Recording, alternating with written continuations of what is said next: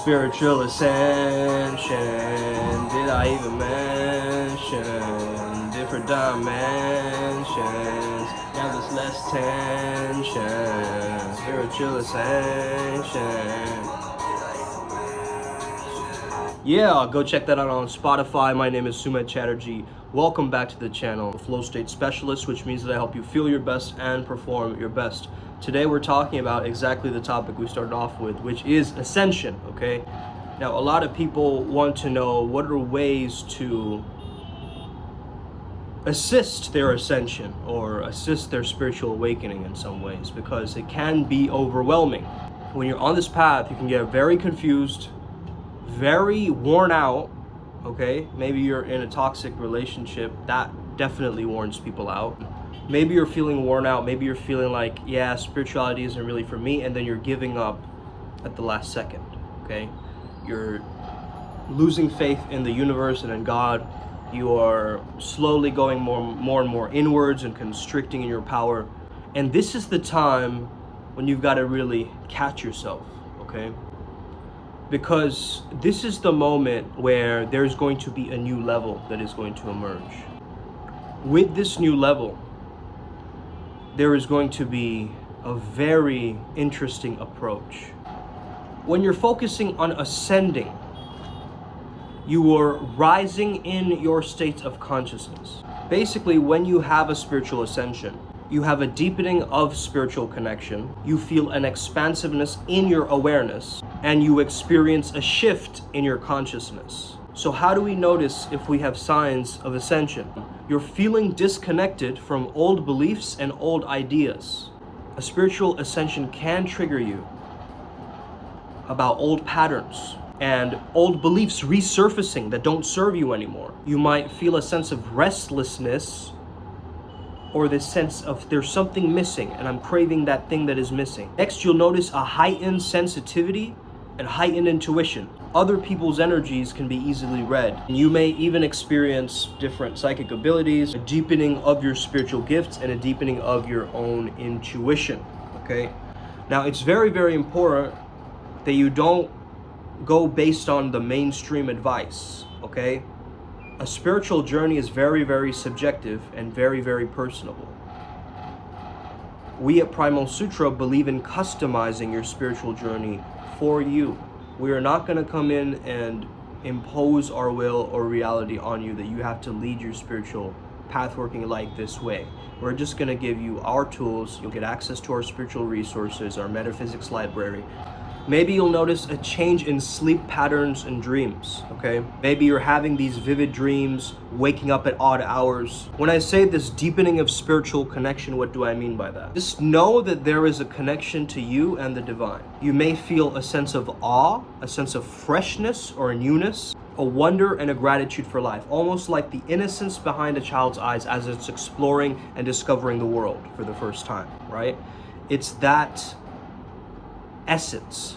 There is a desire to live more authentically, compassionately, as well as purposefully. I don't think that if you miss out on one of those, there is going to be turmoil on one side of the triad, okay? You need the authenticity, you need the compassion, but you also need the purpose, all working together in unison. Navigating your journey is really about self-care.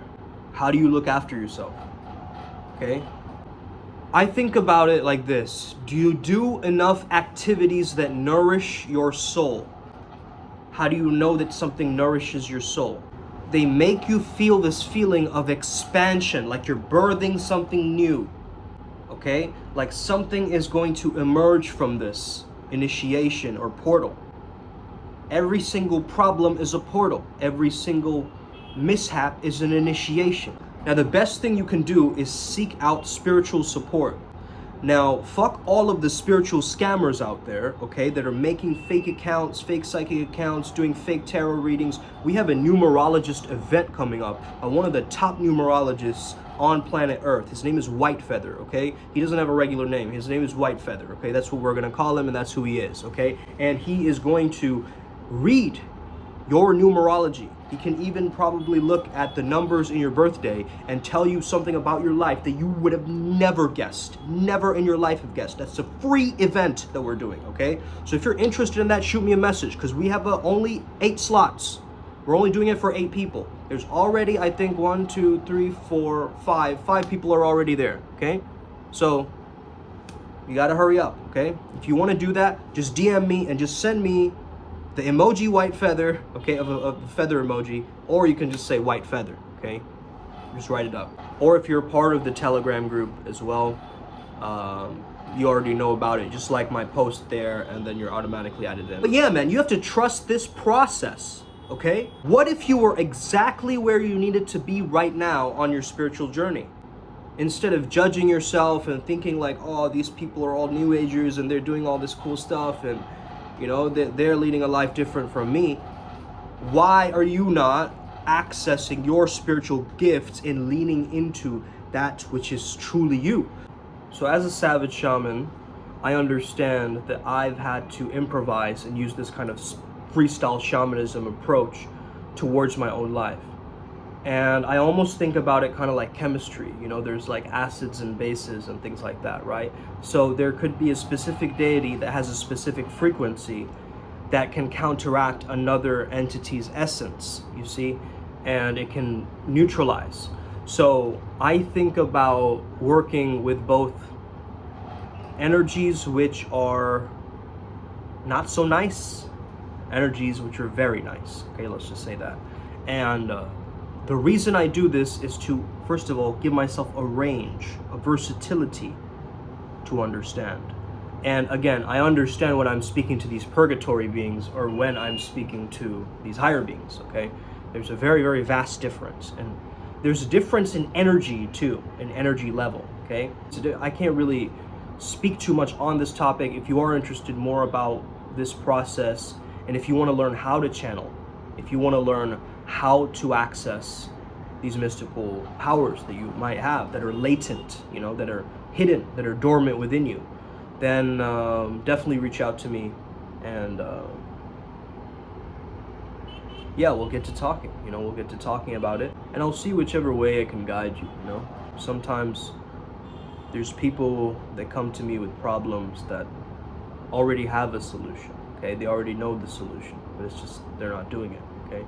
So sometimes you just need a little bit of encouragement, a little bit of an extra push, you know, like, you got this, okay? You can do this. And once you have that, you know, things run pretty smooth.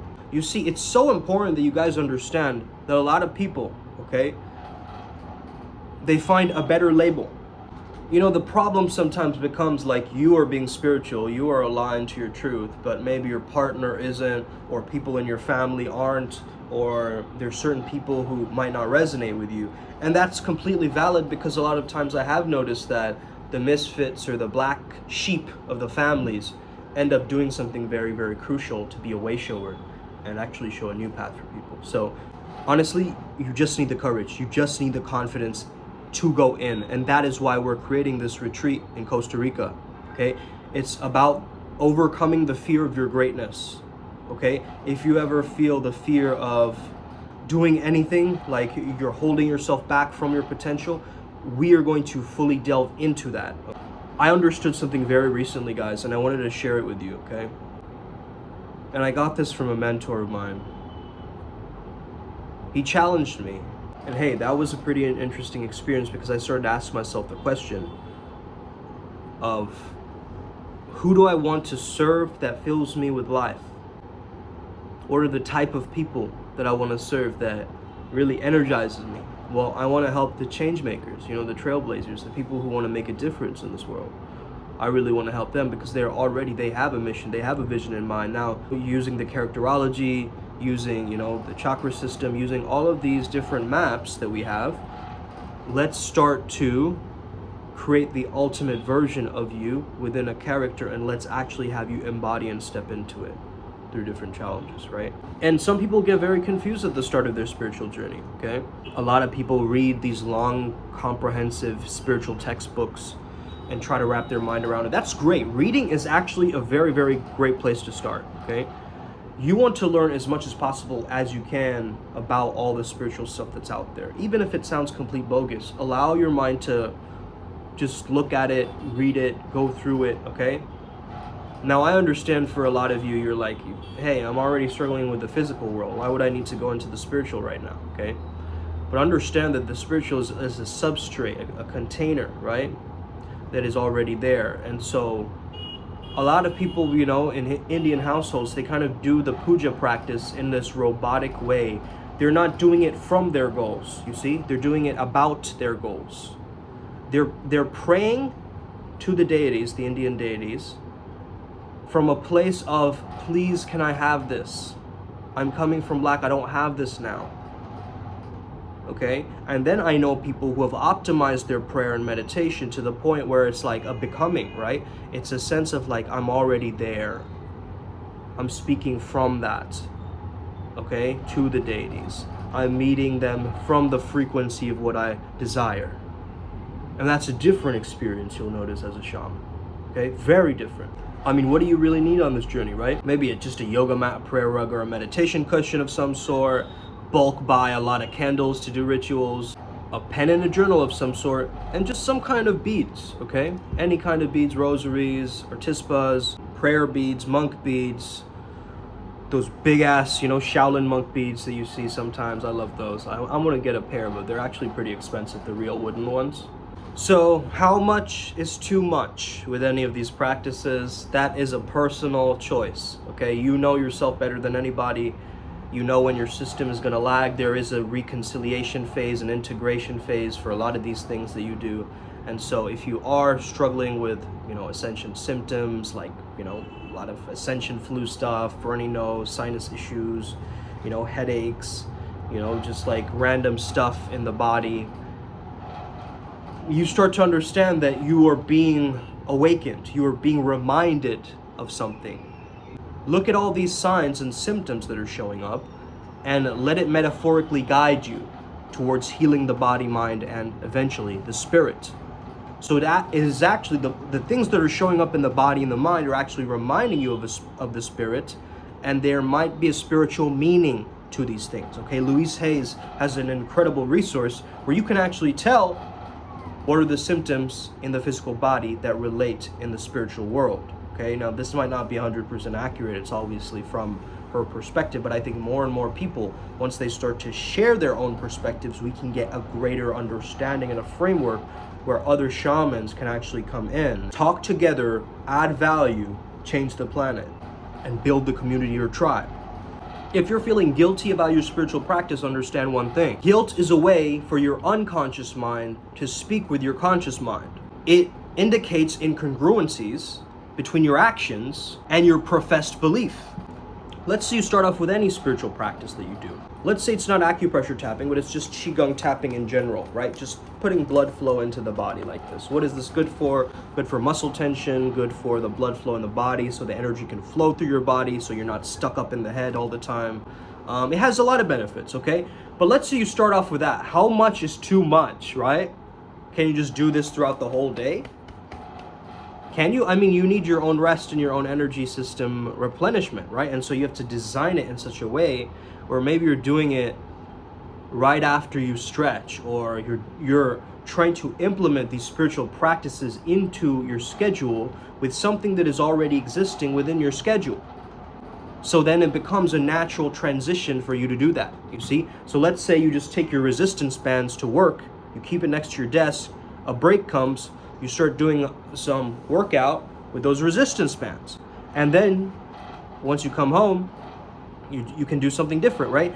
It's like you have to try to design your life, and we will help you with this, right? You might not have any idea how to do this or where to start or where to go. It's like, okay, I bought the candles, I bought the beads, what do I do? It's like, okay, relax, okay? There are hidden challenges that will come along this path working. Okay? Yes, it is transformative. Yes, it is life-changing. Absolutely. And in fact, the more that you invest, the more you're going to benefit out of it. Okay? The more great benefits are going to be there for you. By the way, all hail Uncle Makara, okay? It's being made into a cartoon. and not a cartoon as in, it's just a meme, right? It's just like an image, a meme, which if you want to reuse this image, definitely reach out to me. And if you want to send some submissions, that would be great too. But yeah, we want to help the kids, you know, kind of inspire them with a Dragon Ball Z type of character. And yeah, I mean, I'm super excited for that and all the other things that are coming. I hope you guys are having an incredible day. Okay, just wanted to talk briefly about Ascension. Sometimes it can be, the thing about this is Ascension can look very different for different people, and it's according to what they're really going through. So if you need more advice on this, if you need some kind of mentorship around this kind of stuff, I've been through the rabbit hole. Okay, I've been through the portals, the initiations, the entheogens, all this stuff, you know. I've done a lot, I've seen a lot. I have a very unique worldview and unique experience. I've lived in the West and the East, and I love to travel, and that is why we're hosting these events, so that we can bounce around different parts of the globe, meet all of you, and hopefully we decide to make this thing a very special thing for us, okay? I know it will be. I know it will be, okay? Have an incredible day. May the flow be with you and stay legendary. Let's get it today. Upward Spiral Gang. May we never be the same again. We're all gonna make it.